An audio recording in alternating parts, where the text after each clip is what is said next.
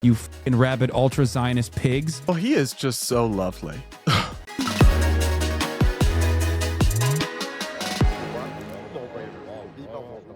Up next, we got to check in with the left-wing streamer and internet sensation Hasan Piker, who y'all will know I am not a fan of. Frankly, if Hasan Piker has no haters, I must be dead.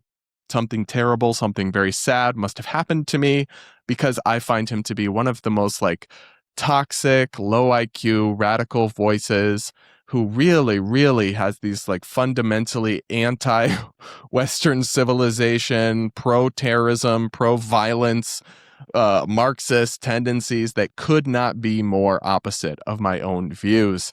So when I saw the news that Hasan Piker had been banned from Twitch, which is what we're going to talk about, for 7 days, I originally was like, okay, good. Karma, okay. He should have been banned a long time ago, if you ask me, for many of the things he said and done. But when I discovered the reason he was banned, I have more mixed feelings about it. And I want to unpack it all with you guys and kind of get your thoughts. So basically, he's been hit with a 7-day ban by Twitch over this vulgar rant where he referred to people as, quote, Zionist pigs. And I'm going to play that for you. But that does technically go against Twitch's community guidelines, which say, quote, we prohibit the use of terms that may not be harmful or abusive in isolation, but can be used as a slur or to denigrate others in certain contexts. Similar to other terms that may be used as a proxy for a protected group, we treat, quote unquote, Zionists as a proxy for Jews or Israelis if the word is used in a context to promote harm or violence, or when used to make dehumanizing comparisons or perpetuate anti-Semitic stereotypes. Comments regarding Zionism that are about the political movement, including criticisms, do not violate our hateful conduct policy. Comments that call for violence against Zionism as a political movement, or comments that would otherwise violate our policies, are not allowed. They offer an example. Allowed example: Zionist settlers keep encroaching Palestinian borders. Prohibited example: Zionist name of animal. For example, that would seem to include Zionist pigs, which is what Hasan said on his broadcast repeatedly. And on one level, it's just like, okay, well, you played stupid games, now you're winning stupid prizes. You know what the rules are, you agree to follow them, and you should know that you therefore can't say that. Anyway, I'm going to play you guys the actual clip of this rant that he went on. Then we can discuss the backlash, because to me, it's a little complicated. I would never speak like this. I find it gross. I find it nasty and rude. But there's definitely some inconsistency in the standards that I want to talk about. Anyway, let's look at that clip. Guys, I have a kind of embarrassing confession to make. I only read about 10 books in all of 2025, but I'm determined to dedicate more time and more energy to reading in 2026. Yet after being bombarded all day with email newsletter updates and reading news articles, I find it hard sometimes to sit down and pour through a 500-page nonfiction book, which is why discovering today's sponsor, Shortform, was such a godsend. Shortform produces super high-quality guides to nonfiction books. Their guides are like super-powered book summaries, comprehensive coverage of all the book's key ideas, clearly and simply explained, plus smart commentary and analysis. It's like your smartest friend teaching you about a book, taking minutes instead of hours. For example, I wanted a refresher on one of my favorite political books that I haven't read in a few years, Basic Economics by the economist Thomas Sowell. But the actual book runs over 700 pages, and I don't quite have time to pour over that all again. But using Shortform, I was able to read through all the main ideas and insights from this classic in like 20 minutes. So join me in fighting back against our destroyed attention spans and terrible doom-scrolling habits. Check out Shortform now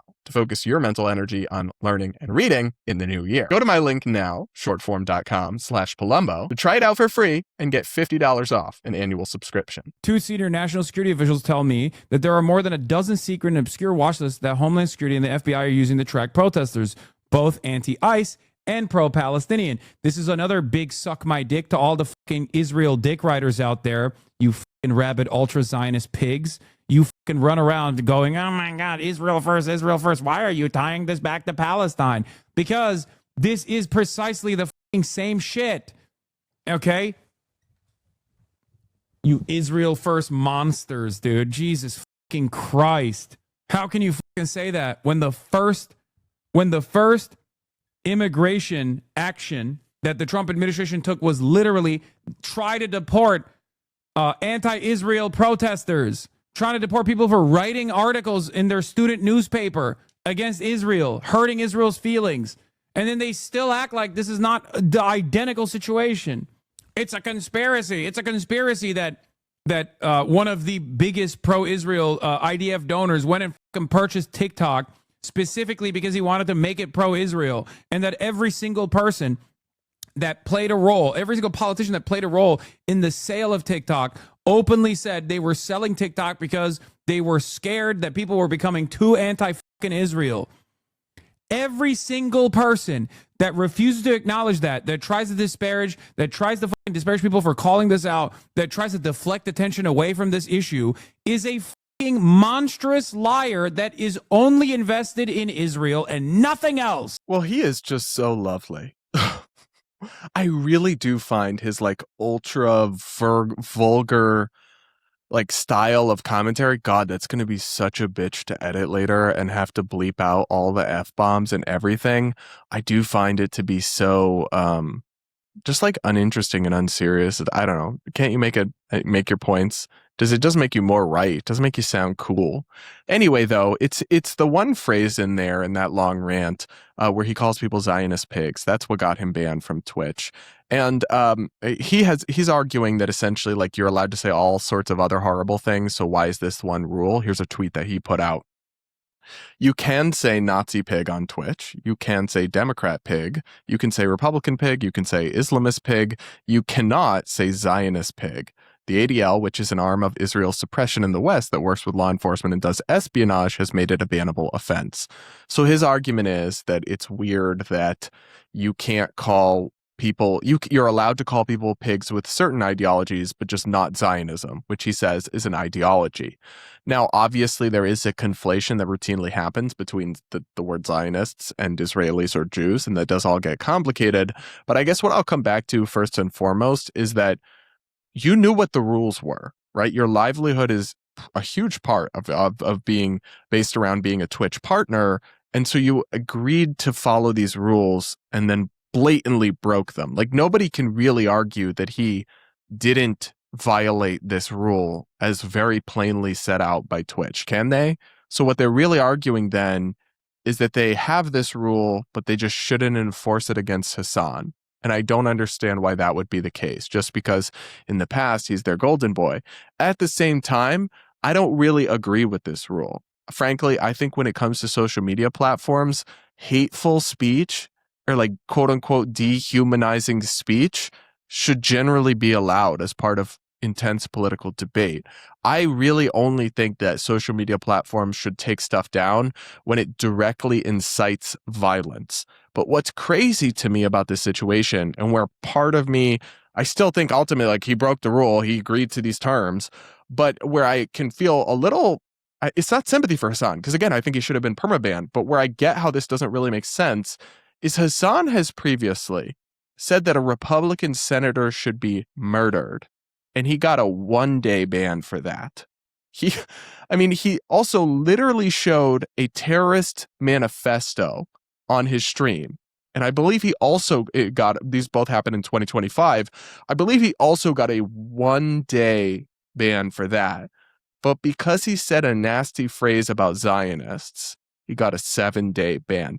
That doesn't seem to make sense. That doesn't seem to be proportionate or reasonable, really. And I will say that Twitch's standards are all over the place. They really don't make a lot of sense. They censor with a very heavy hand, and then a lot of other pretty radical and extreme statements by other streamers go totally unpunished or unnoticed. And Hasan has had other things that he said that I think are way worse or done that are punished less severely than this. So it all doesn't really make much sense to me. And I guess the thing I will say is that, I have to read you this tweet. Maybe I'm internet brain broken that this is funny to me, but the top reply to Hasan's tweet is an image of the guy who, this is so effed up. It's the guy who kneeled on George Floyd, but instead of George Floyd, it's Hasan cropped onto Derek Chauvin's body. And then instead of George Floyd on the ground, it's Kaya, his dog, being shocked. Only brain broken internet people will even understand the layers to this, but I found that hilarious. So anyway, listen, I think he violated the rule and he should have known better. So I'm not going to feel particularly bad for him, but I don't think this rule really makes sense. I do think that very broad ranges of hateful speech should be allowed on social media platforms. And it really makes even less sense in the context of him saying things that are directly violent and getting much less severe consequences. So the inconsistent enforcement and the strange priorities here, I think, are a legitimate, not so much a defense of Hasan, but a legitimate criticism to make of Twitch. And I'll also say this, it's not going to help. If your goal is to like take down the temperature of the Israel debate or stop hate towards Jews or Zionists, which obviously are not the same group of people, which I think is a real problem. Like, I'm very horrified by the rise in anti-Semitism I see. I walk around here in Miami and we walk by this one building, and I was always like, why are there always multiple armed guards outside of this building? Looked it up, realized it's a Jewish daycare and community center, and that made me really sad. Like, nobody should have to live like that. And that's really terrible and horrible. So I completely understand why people think the discourse, and I would say the absolute same thing about a mosque, by the way.